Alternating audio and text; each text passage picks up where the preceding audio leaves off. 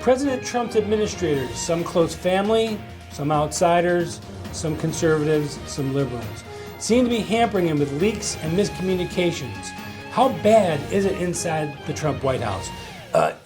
Part of this bothers me because I don't think he's getting the best advice from his own family. I feel like he's got, Jared and Ivanka, which are very New York elitist liberals. I think they have good hearts, but I think they're fighting the Bannons and the Priebus's and some of the other conservative voices. What do you think about what's going on in the communications? He has an extremely difficult job to do. First of all, we all know Trump to be very narcissistic. He's very much into himself, and he knows all the answers. At the same time, he does listen to others.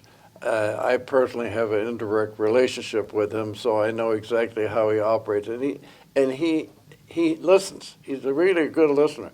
But the big point is he listening to the wrong people? Is my question. It remains to be seen because he's talking to too many people at the same time.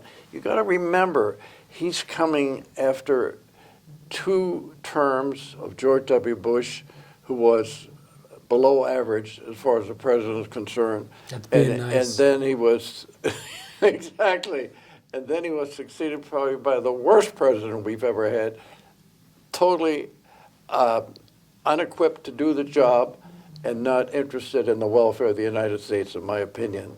So with all this, and then it's amazing. The thing that stands out of my mind is the fact that Obama says, well, I came in at the time of the financial crisis, but the Senate voted him, and the House started it, and the Senate approved almost $1 trillion for him, primarily for infrastructure development. We have 55,000 bridges that need to be repaired. We have highways that are pockmarked all over the country. We're a third-rate nation as far as infrastructure is concerned. China has got way over us. So the point is that he has to overcome that.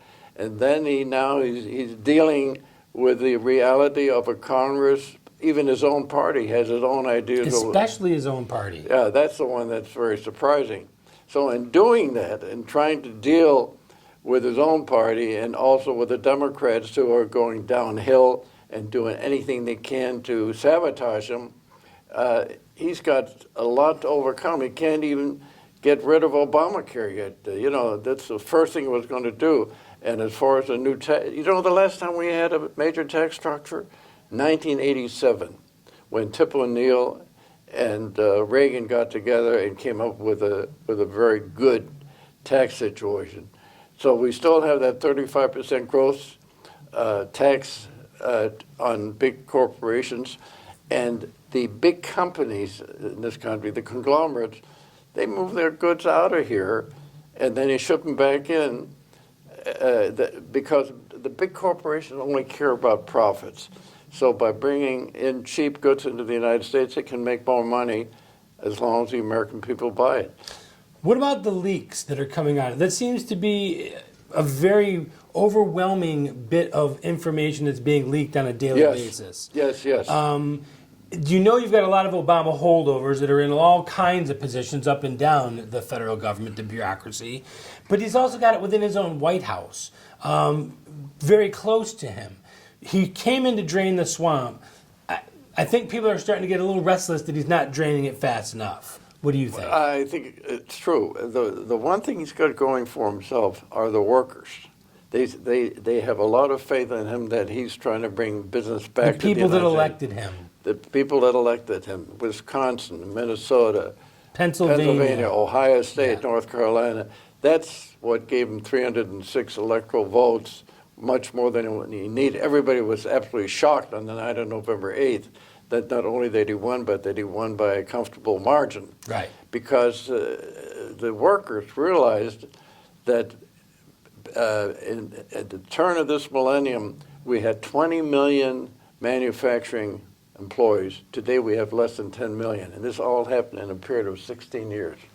When we talk about the swamp and draining the swamp and looking at the media, which is probably the biggest alligators in the swamp, Do you think that this president should stop doing the daily press briefings, or maybe he should do them himself if he wants to get his own word out? Because these people are being attacked no matter what they say. How would you handle the communications aspect?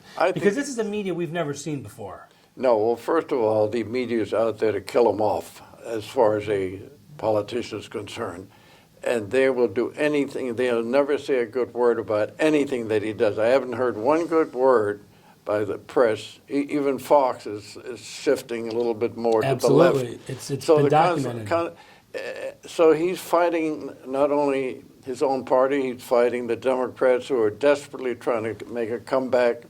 And at the same time, he's trying to come up with a new health care program, a taxation program, a better trading import-export program. He's trying to do all these things at one time, and the people that are closest to him are amateurs. They are not professional politicians or people that know how to get around in Washington.